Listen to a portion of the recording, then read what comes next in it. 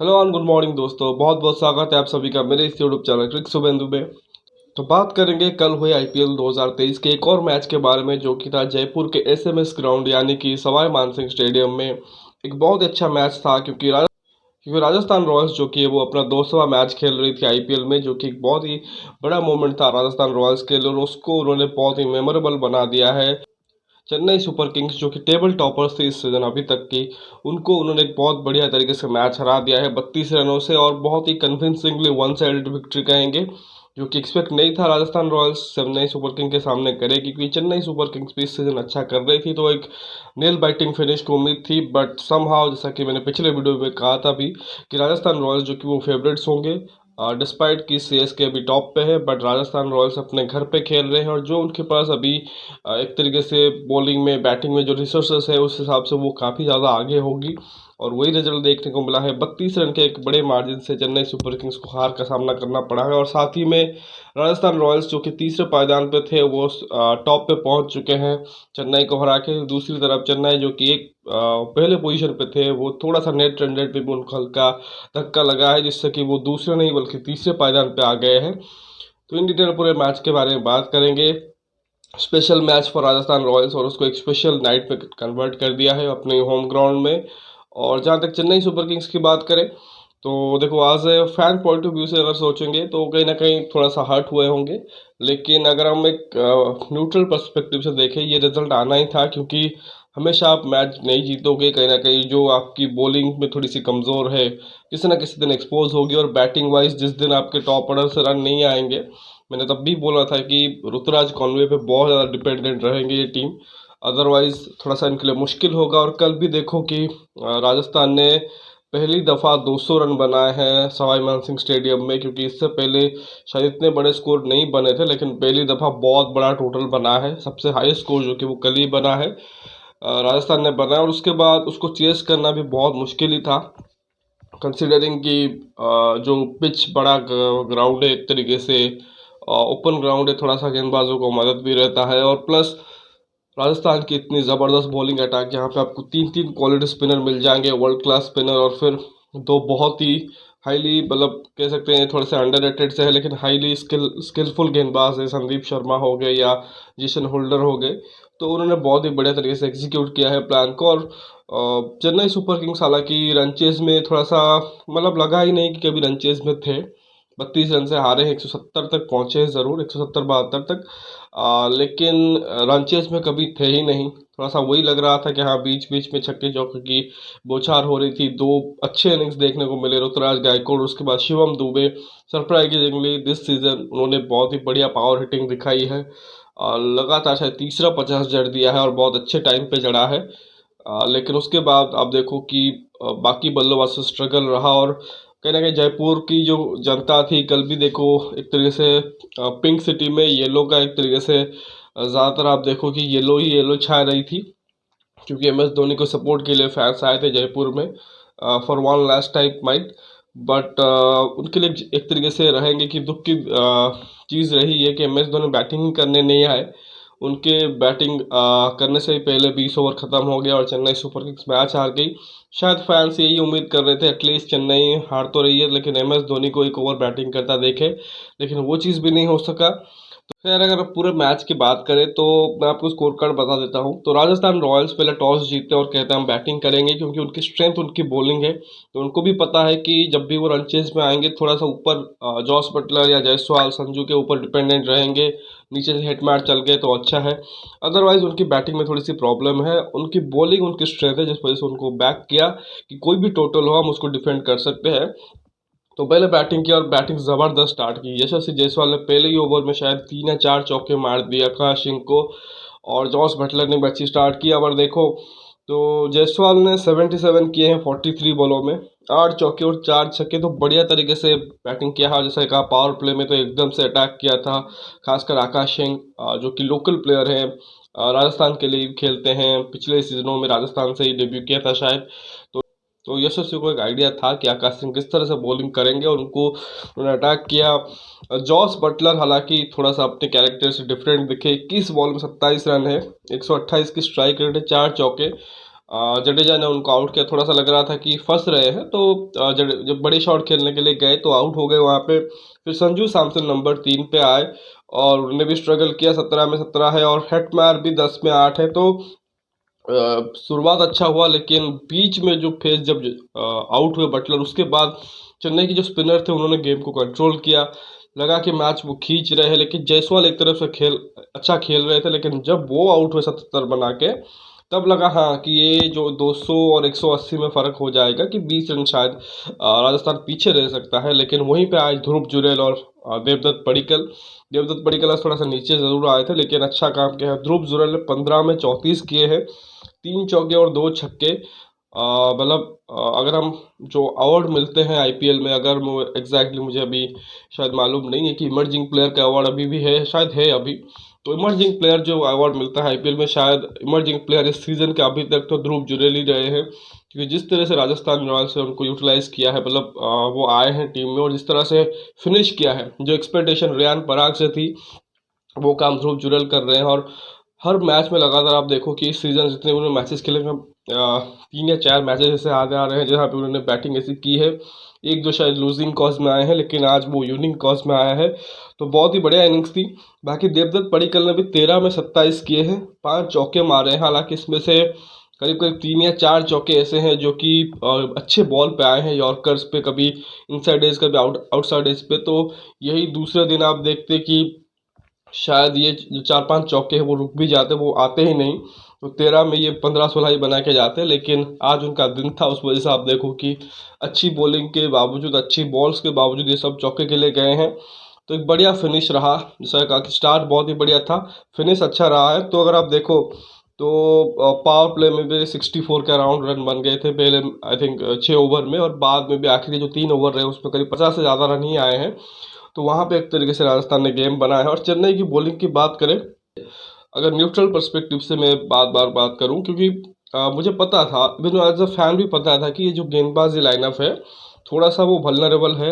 यही है कि आप देखो कि जो 3 मैचेस है वो जीते हैं, इससे पहले 5 जीते हैं। तीन तीन जो मैचेस इन्होंने जीते हैं वहाँ पे 215 से भी ज़्यादा डिफेंड कर रहे थे, चाहे लखनऊ के खिलाफ देखो, फिर बैंगलोर के खिलाफ जो कि मैच था, और फिर केकेआर के खिलाफ। तीनों दफा इनके बैटर्स ने इतने सारे उनके रन दे दिए थे कि इनको बहुत ज़्यादा कुछ करना नहीं पड़ा। उसके बावजूद जो केकेआर के खिलाफ मैच था उसी में शायद 49 रन की जीत मिली है। इसके अलावा आप देखो लखनऊ और बैंगलोर मैच थोड़ा सा नज़दीक गया है। इनफैक्ट दोनों मैचेस चेन्नई हार भी सकती थी। बाकी जो 2 मैचेस आप देखो कि वहाँ पे जीते हैं, जहाँ पे हैदराबाद थी और मुंबई थी सामने, बैटिंग बहुत ज़्यादा ख़राब हो गई थी। स्पिनर ने चेन्नई के लिए अच्छा कर दिया था। तो ऐसा नहीं कि इनकी बॉलिंग जो कि बहुत ज़्यादा कुछ उसमें मतलब धार है या बहुत ज़्यादा आपको डराने वाले बॉलिंग है। इट्स जस्ट कि आपको इनके जो गेंदबाज है, पावर प्ले के ओवर है उसमें रन बनाने हैं और स्पिन को थोड़ा सा खेल के निकालना है। बाकी डेथ बॉलिंग में पिटते हैं। तो वही चीज़ है कि थोड़ा सा एक्सपोज आज एक तरह से कहेंगे हुए हैं, क्योंकि आज पहले बैटिंग कर रहे थे सामने वाले टीम और एक तरीके से सही यूटिलाइज किया है। तो आकाश सिंह अमूमन अच्छा स्पेल डालते हैं केकेआर के खिलाफ। याद होगा कि आए थे 4 ओवर में बहुत इकोनॉमिकल रह गए थे और फिर अपनी बॉलिंग खत्म करके चले गए थे। तो यार 32 रन दिए हैं 2 ओवर में, तो दोनों ही जो ओवर पावर प्ले में डाले उसमें कुटाई हुई है। तुषार देशपांडे अगेन, ये चेन्नई सुपर किंग्स के लिए एक और शार्दुल ठाकुर बन रहे हैं, जो अच्छी बॉलिंग करते हैं। कभी कभार लगता है पिटाई भी होती है और विकेट भी ले जाते हैं, सब कुछ एक ही मैच में होता है। तो 4 ओवर में 42 रन देके 2 आउट किए हैं, और शायद एक ही ओवर में 2 आउट किया है। एक संजू सैमसन, एक जायसवाल, दोनों को शायद उन्होंने आउट किया है। 2 विकेट उन्होंने लिए संजू सैमसन और यशस्वी जायसवाल का। 14वां ये ओवर था। तो बहुत अच्छा एक तरीके से कहेंगे स्पेल रहा है। रन जरूर पड़े हैं लेकिन विकेट लिया है। बाकी महेश दीक्षित 4 में 24 दिए हैं, विकेट लिया है। रविंद्र जडेजा ने 4 में 32, एक विकेट उन्होंने भी लिया है। तो स्पिनर ने अच्छी गेंदबाजी की है। मोइन अली ने भी 2 में 17 ही दिए हैं। क्या पता शायद 2 ओवर और भी डलवा सकते थे एम एस धोनी मोइन अली से, बट शायद उस वक्त संजू सैमसन और यशस्वी जायसवाल बैटिंग कर रहे थे। शायद इंस्ट्रक्टिव कॉल लिया होगा कि नहीं, मैं अपने पेसर के साथ ही जाता हूँ, और वो रिजल्ट भी मिला था। बट वो वही चीज़ है कि हाइंडसाइड की बात है कि मोइन अली होते तो बेहतर कर सकते थे। बट अगेन बहुत ज़्यादा कुछ इससे आप निकाल नहीं सकते हो। बाकी बाकी मथीस पाथिराना भी बहुत महंगे साबित हुए हैं। 4 ओवर 48 रन दिए हैं, 12 की इकॉनमी है, लेकिन इनमें महेंद्र सिंह धोनी ने एक बहुत अच्छी बात कही, और जो कि शायद आप भी बिलीव करोगे और आप मैच देखोगे हाईलाइट्स, कि ये जो स्पेल है वो दिखा रहा है स्कोर कार्ड पे बहुत ही ख़राब है, लेकिन एक्चुअल में ये है नहीं। जो बॉलिंग उन्होंने डाली है बहुत अच्छी बॉलिंग की है। और जो मैं बता रहा था देवदत्त पडिक्कल के बारे में कि 3 या 4 चौके ऐसे आए हैं जो कि एज से आए हैं, यॉर्कर पे आए हैं, इनसाइड एज पे आउटसाइड एज पे, वो पथिराना ही बॉलिंग कर रहे थे। तो अगर आप वो 3 4 चौके निकाल दें उनकी स्पेल से, तो स्पेल आपको अच्छा देखेगा। हाँ, विकेट ज़रूर नहीं लिया है, लेकिन बॉलिंग उन्होंने बहुत अच्छी की है। किसी दूसरे दिन पे ये आप देखते कि 4 ओवर में 30 रह के 2 या 3 आउट किए होते, बट वही है कि आज इनका लक साथ नहीं था, उस वजह से वो रन्स चले गए। लेकिन उन्होंने अच्छी बॉलिंग की है। और अगर आप मतलब थोड़ा सा निकालना चाहो इस पूरी की पूरी बॉलिंग लाइनअप में, कि आई डोंट थिंक कि बहुत ज़्यादा ख़राब बॉलिंग था। जो चीज़ बार बार MS धोनी एक चीज़ कहते हैं कि प्रोसेस, वो प्रोसेस पे ही उन्होंने स्टिक किया था, वही प्रोसेस पर उन्होंने बॉलिंग किया था। क्योंकि आकाश सिंह का आज थोड़ा सा दिन खराब था, उस वजह से उनसे ओवर पूरे नहीं करवाए, उनकी पिटाई हो गई। मोइन अली से इसलिए शायद थोड़ा सा रोक के रख लिया कि शायद क्योंकि दो अच्छे बैट्समैन स्पिन के वहाँ पे बैटिंग कर रहे थे, तो थोड़ा सा इंस्टिक्टिव कैप्टनसी MS धोनी करते हैं, तो वो चीज़ समझ आती है। और ऐसा ऐसा कहा कि ऐसा नहीं कि बहुत ज़्यादा कुछ ख़राब हुई है। थिकशाना और जडेजा ने अच्छी बॉलिंग की है। इवन मोइन ने भी जो 2 ओवर डाले उसमें अच्छा ही किया है। तुषार देशपांडे का अच्छा स्पेल रहा है, और पथिराना ने भी अच्छा डाला है, लेकिन रन पड़ गए। और फ़र्क जैसा कहा कि जो स्टार्टिंग था उसमें जायसवाल ने आकाश सिंह पे अटैक किया था, वहाँ पे थोड़े से एक्स्ट्रा रन कहेंगे कि शायद 15-20 एक्स्ट्रा चेन्नई ने कंसीड कर दिया था। और डेथ में भी जो 15-16 रन गए हैं, जो चौके गए हैं, थोड़े से लक के चौके कह सकते हैं, वो कहीं ना कहीं CSK के लिए ज़्यादातर हट कर गए। अदरवाइज आप देखो कि जो बॉलिंग ये पिछले मैचेस में भी करते थे वही बॉलिंग किया है। यही होता है कि जब सामने अच्छी मतलब मैं ज़्यादा क्रेडिट राजस्थान के बैटर्स को दूंगा, क्योंकि ठीक है लक साथ देता है ज़रूर, लेकिन आपको एग्जीक्यूट करना पड़ता है। तो अंत पे देवदत्त पडिक्कल ने वो यॉर्कर्स को अच्छे से संभाला कह सकते हैं। शुरुआत में जायसवाल ने जिस तरह से बैटिंग की, तो क्रेडिट टू राजस्थान से बैटर। लेकिन चेन्नई की इसे बॉलिंग कहा कि यही चीज़ है कि कंडीशन स्पेसिफिक होंगी, जहाँ पे थोड़ा सा गेंदबाजी को मदद मिलेगा वहीं पे देखोगे स्पिनरों को।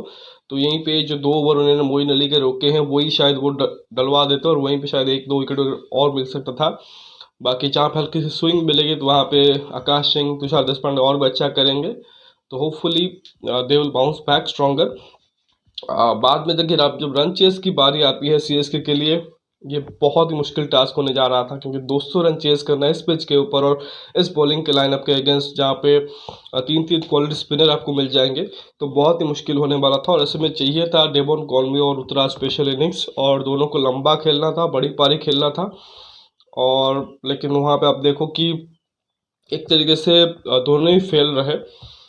डेवन को ने बहुत ज़्यादा स्ट्रगल देखने को मिला। जिस लास्ट टाइम उन्होंने राजस्थान के खिलाफ खेला ज़रूर था चेन्नई में, वहाँ पे 50 भी मारे थे, लेकिन बहुत ही स्ट्रगलिंग इनिंग्स थी।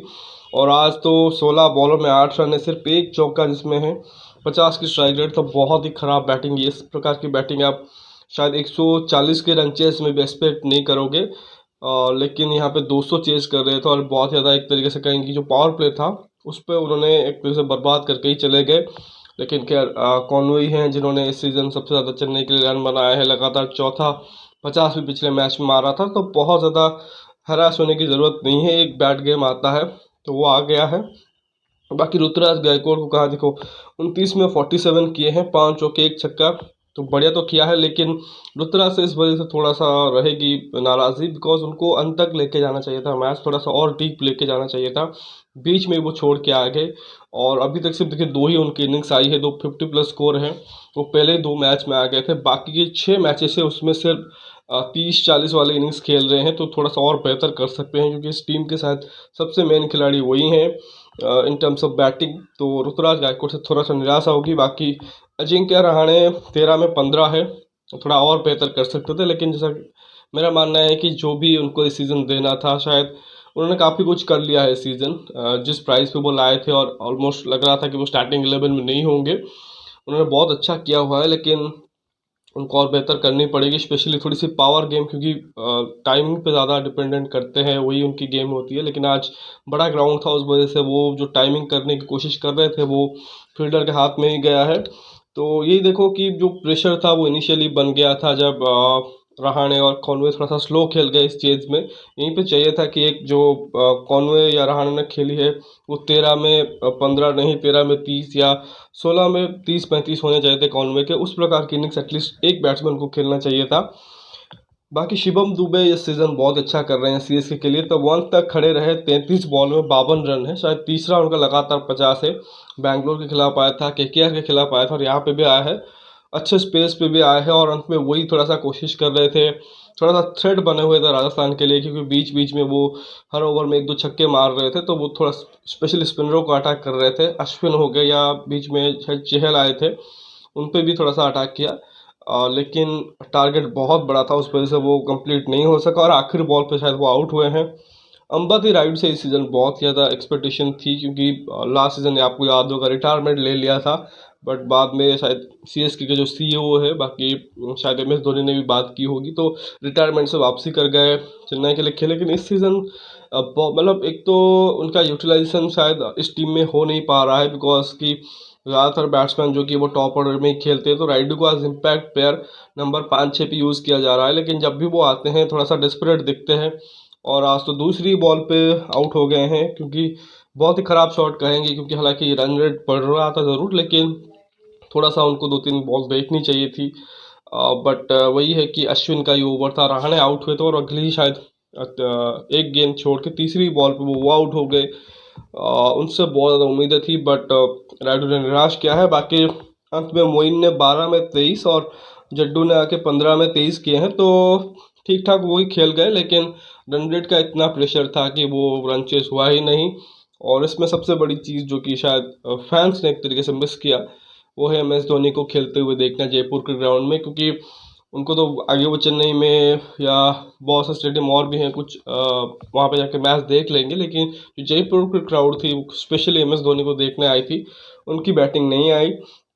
तो खैर, जैसा ये कहा कि 32 रन से मैच हारे हैं, इसका मतलब आप देखो कि ज़रूर 1-2 इनिंग्स आई है, लेकिन चेन्नई कभी गेम में थी ही नहीं, specially after that power play, क्योंकि पावर प्ले में सिर्फ 42 रन बने थे, शायद एक विकेट भी गिरा था।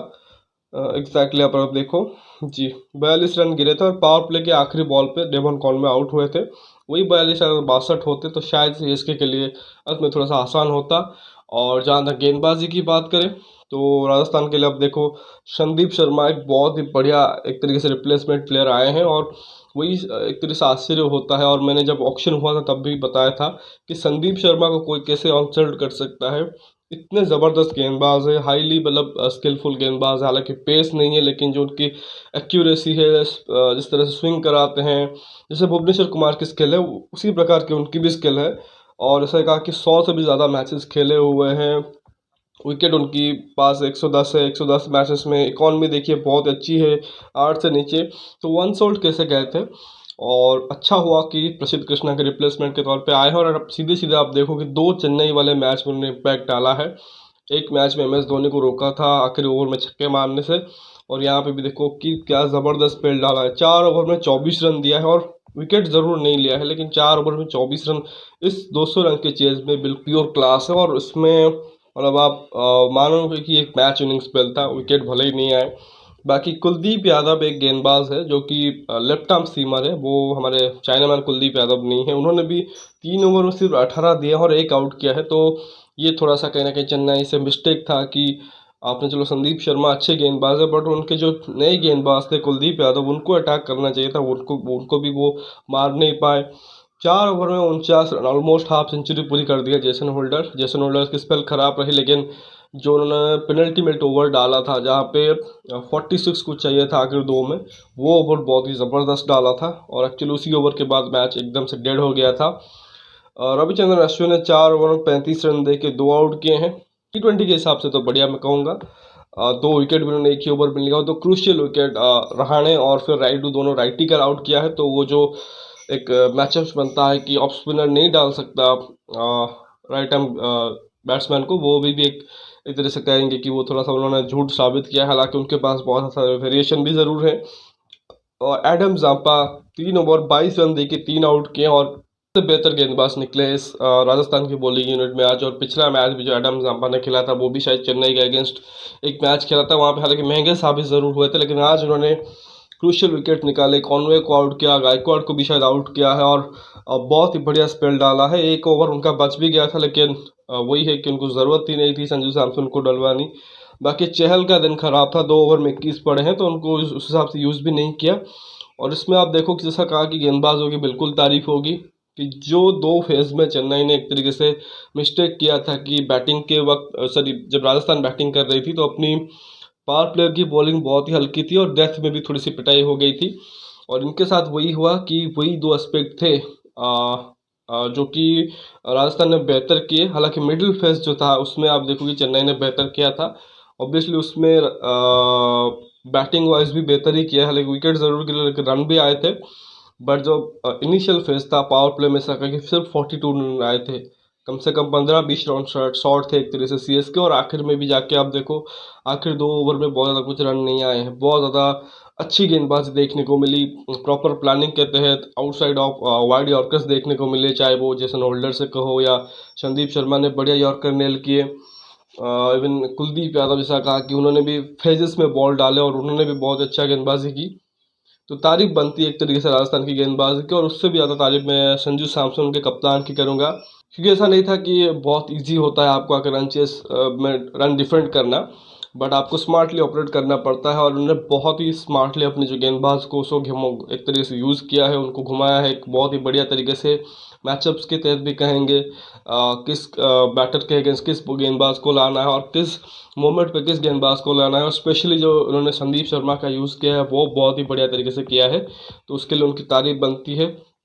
और संजू सैमसन वैसे भी वो बहुत अच्छे कप्तान है, एम एस धोनी की तरह विकेट कीपर कप्तान है, काम एंड कूल रहते हैं, बहुत ज़्यादा पैनिक नहीं करते हैं। तो आई थिंक क्रेडिट उनको भी जाना चाहिए। और होल्ड राजस्थान टीम को।